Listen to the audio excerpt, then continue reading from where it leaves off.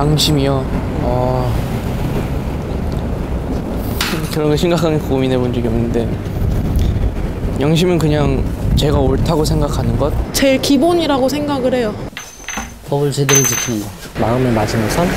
다른 사람한테 폐 안 끼치고 사는 게 저한테는 양심이라고 생각하는데.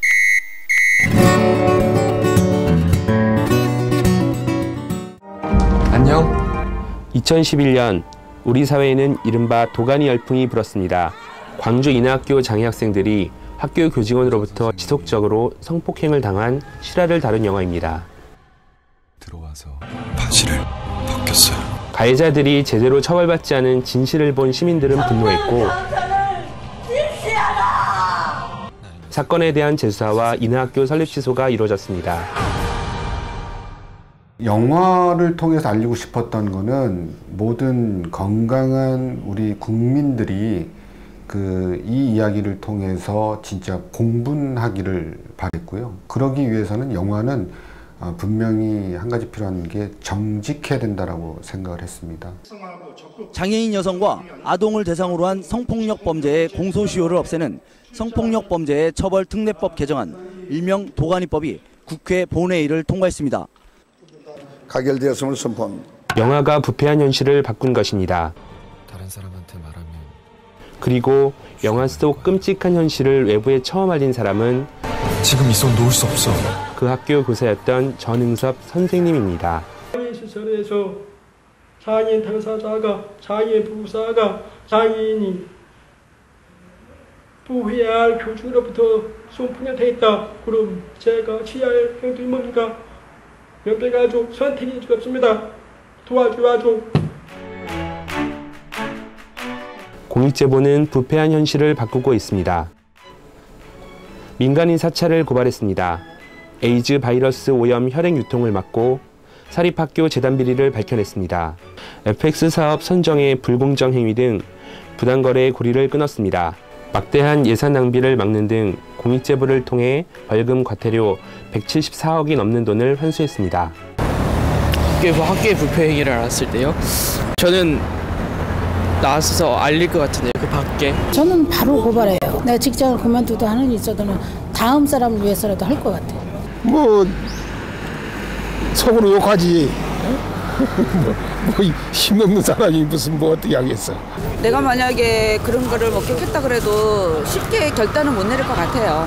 아무래도 그거 결단 내린 사람들은 굉장히 큰 결심을 하고 자기한테 불이익이 떨어지는 거를 감수하면서 그렇게 내린 사람들이니까 어떻게 보면 칭찬을 해줘야 되는데 그게 그렇게 인식이 그렇게 안 돼 있는 것 같아서 조금 안타깝기도 하긴 합니다.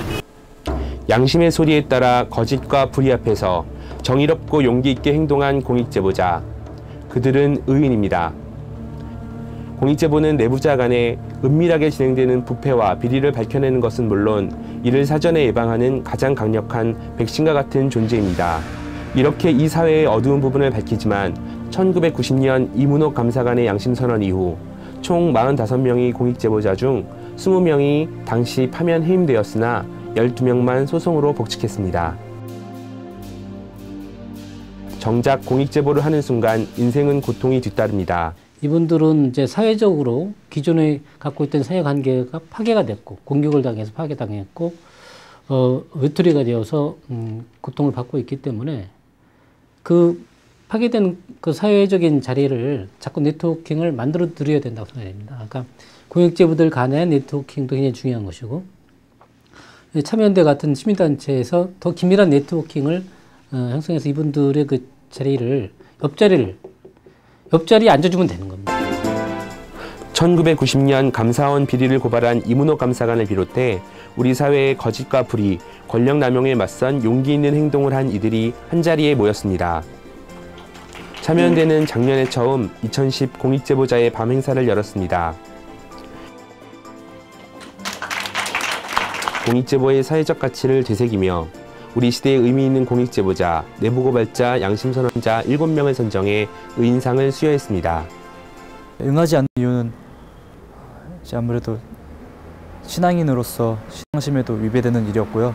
또 바르지 않다라는 것도 있었고 또 응원 후에는 반드시 후회할 거라는 직감도 있었습니다. 이제 그 받았을 때가요, 한참 그 일을 이제 진행하고 있었던 때이고, 또 개인적으로는 힘이 많이, 체력이 많이 떨어지고 있는 상태였었는데, 참여연대에서 의인상을 받는 일을 계기로요, 많은 위로를 받고 격려를 받고 또 분위기라든가 기분이라든가 많은 것들이 전환되는 그런 의미가 있었던 일이었습니다. 제가 뭐 당연히 공직자로서 해야 될 책무라고 생각했기 때문에 했는데, 또 이렇게 참여연대에서 이렇게 그렇게 의인상을 만들어서 주니까 저는 이제 마음을 그렇게 먹었지만 저희 이제 아내나 아기들은 자녀들은 그걸 굉장히 뿌듯해하고 그러니까 조금 더 용기도 얻고 또 이해한도 되고 그랬습니다.